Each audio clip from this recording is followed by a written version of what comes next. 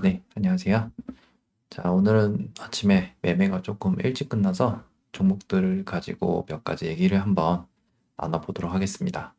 어저께 이제 상한가 간 종목들에 대해서 한번 말씀을 드릴 건데, 어제 이제 ICTK가 양자 관련으로 상한가에 도달을 했었고, 그 다음에 이제 동양철관, 그다음에 화성밸브, 하이스틸 이런 식으로 그 강관 관련주들이 알래스카 이슈로 상승을 했었습니다.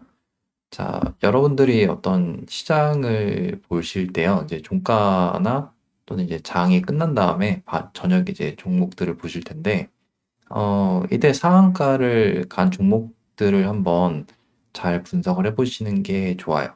일반적으로 상한가를 간다는 건요, 절대로 쉬운 일이 아니죠. 그렇기 때문에 보통은 어, 이 주가를 움직이는 그 컨트롤 세력들이 이 상한가를 이용해서 종목을 매도하는 경우가 굉장히 많습니다. 자, 하이스틸만 보더라도요. 일반적으로 이 종목이 작년에 6월 달 이후로는 특별히 움직임이 없었죠. 그러면서 이렇게 내리면서 여러 가지 짧은 파동들이 있기는 했지만 뭐 특별히 움직임은 없었습니다. 자, 근데 어저께 이제 상한가가 발생을 해요. 자, 이런 상한가가 발생을 했을 때 투자자들 입장에서는요, 이 종목을 이제부터 매매해야겠다고 생각하는 경우가 많아요. 물론 이 상한가 이후에 더 올리는 경우도 물론 있습니다. 종목이나 그 재료에 따라서 상황이 다 다르기 때문에 이런 상한가 이후에 슈팅을 만드는 그 종목들도 있겠죠. 근데 주의할 거는요, 이런 상한가가 거래가 터졌을 때가 조금 위험해요. 그러니까 물론 이 상한가 이후에 여러 변동성들이 발생할 수는 있겠지만 기존에 어떤 물량들을 이 밑에서 이런 식으로 가지고 왔다고 한다면 이 상한가, 지금 어제 상한가 기준으로는 660억 정도의 거래 대금이 터졌죠. 올라오면서 매도가 나갔을 수도 있어요. 그러니까 여기서 밑에서는 매집 구간이라고 한다면 어느 구간에서 매집이라 한다면 이런 돌파하는 구간들, 뭐 가격으로 치면은 한 3,700원 정도 위로 올라서면서 거래가 터지는 구간에서는 이미 물량을 정리할 수 있는, 그리고 그럴 가능성이 매우 높은 자리에 해당합니다. 물론 물량 정리가 덜 끝났다면은 추가적으로 이렇게 더 오를 수도 있겠지만 일단은 지금은 가장 위험해요. 왜냐? 개인 투자자분들이 특히나 이런 상한가 다음 날에 시가 자리에서 많이 들어오죠. 분봉으로 보면은 어 이제 어제 여기도 이제 상따 들어온 분들도 있겠고, 여기도 이제 시가를 뜨면서 거래 대금도 지금 35억 정도 터졌죠. 여기서 많이 매수를 들어오세요. 물론 이제 이따 오후 정도 봐야겠지만 여기서 다시 오를 수도 있어요. 오를 수도 있겠지만 일단은 이런 자리에서는 조금 위험한 자리라고 판단을 하는 게 맞습니다. 자, 그리고 이제 동양철관이나 이제 화성밸브 같은 것도 보면요. 항상 올리고 난 다음에 어느 부분부터 이 종목이 물량을 정리할 수 있을까를 한번 생각을 해보시면은 조금 매매하는데 편리해지실 거예요. 일단 화성밸브를 먼저 설명드리면 예전에 이제 이렇게 2월 7일 날이죠. 이때 마이너스 18% 정도 내려오면서 크게 하락을 했었고, 그 뒤에 어떻게 됐죠? 별로 흐름이 없다가 어저께 상한가가 발생했습니다. 자, 이 상한가가 나온 이후에 오늘 고점에서 거래가 터지는 자리일 수 있어요. 왜냐면 이 상한가가 발생하면서 어저께 거의 한 1,000억 정도 거래 대금이 터졌잖아요. 근데 이 상한가의 일봉상의 위치를 한번 보시는 게 중요해요. 지금 화성밸브의 일봉상의 자리에서는 저는 이제 차트를 볼 때 개인 투자자들이 어디서 많이 매수를 했는지를 기준으로 보는데 2월 3일 날에 여기서 이제 갭이 크게 떴던 날이 있죠. 여기서. 여기서 많이 매수를 들어옵니다. 시가가 한 거의 20% 가까이 떴는데 여기에서 사람들이 많이 몰려 있어요. 여기서. 자, 그 말은 어제의 상한가 위치가 이전에 많이 물렸던 개인 투자자들과 대칭이 되죠. 그 말은 뭘까요? 올라오면서 이미 이 사람들에게 본전을 줬다는 뜻이기도 합니다. 다른 해석 방법도 있겠지만 저는 이런 본전을 주는 구간을 굉장히 유의 깊게 보거든요. 자, 그러면 이 구간보다 위가 일단 오늘 나오면서 거래대금들이 터져줬어요. 여기에서 장 초반에 거의 한 300억 정도 될까요? 250억 정도 되면서 여기서 이제 거래가 터져줬죠. 자, 그 다음이 이제 문제예요. 여러분들이 이 구간에서 어떻게 상승이 더 나와야 하는지를 확신할 수가 있을까요? 라고 묻는다면은 조금 어려울 수도 있단 말이죠.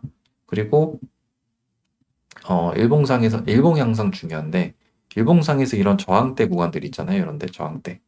이런 데를 돌파하는 건 쉽지 않아요. 일반적으로 제가 이전에도 영상에서 한번 설명드렸는데 저항대라는 건요. 사실 맞고 떨어지는 게 정상이에요. 근데 이 케이스는 어저께 그 물량을 먹었죠.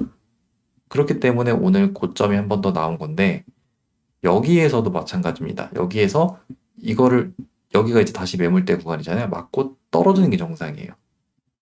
이 물량까지 받아서 올리는 경우는 그렇게 흔치가 않습니다. 일반적인 수급으로는 그런 것이 거의 불가능하죠. 그렇기 때문에 오늘 만약에 지금 이 양봉의 매수를 하시게 되면요. 조금 위험할 수도 있습니다. 단기 고점에 물릴 수가 있어요. 만약에 어떤 매매를 하시다가 자주 물리는 경험을 했다면은 보통 이런 돌파 자리에서 오늘 사람들이 많이 매수를 하려고 어제 생각을 했을 거 아니에요. 그런 구간에서 물리는 케이스가 굉장히 많습니다. 동양철권도 마찬가지예요. 어저께 이렇게 상한가를 만들어 놨는데, 오늘 일봉상 자리만 하더라도 매물대 구간들이 있습니다. 이런 식으로, 매물대 구간들이 있어요. 마찬가지로, 이 매물대를 맞고 떨어지는 게 정상입니다.